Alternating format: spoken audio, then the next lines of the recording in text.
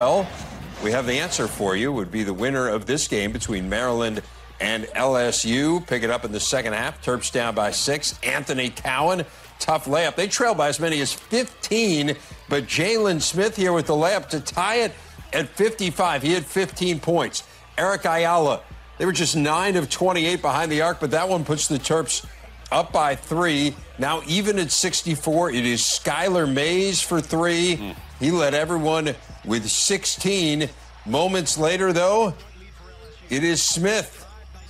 A really nice NCAA tournament, double figures both games. He ties it up at 67. Now, final seconds of the game, Tremont Waters, who was fantastic, gets to the glass, lays it in. Ayala, the long heave that doesn't go, and LSU hangs on.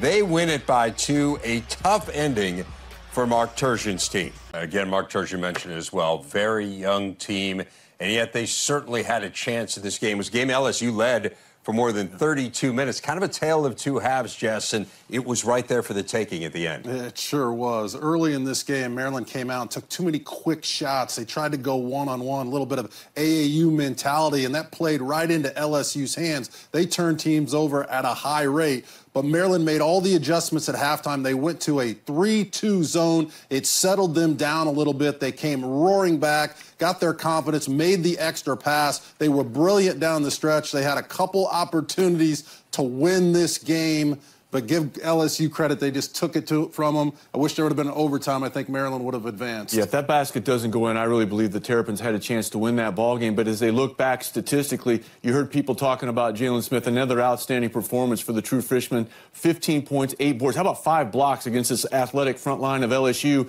But one of the areas of strength of this young team throughout the course of the year, the defensive end of the floor, to get them to buy in as they did, very impressive. And they've also been an outstanding free throw shooting team. But if there's one glaring stat that hops out at you, this is a team in Maryland that was north of 70% all year as a squad. They only go 16 of 23 from the line, missing a couple of front ends in a game that ended up being decided by a basket. It's not just coming down to one thing, but boy, that's one thing that's going to hop at them as they digest this. Yeah, and again, you think about what could have been with this team. A team that missed the NCAA tournament a year ago, had a really nice bounce-back season with a very young team, but it still ends 7th time in the last 8 NCAA tourney appearances. They have failed to get out of that first weekend. So it is LSU that advances, and again, they will take on Michigan State. And last time these two met in the NCAA tournament, well, how about 1979?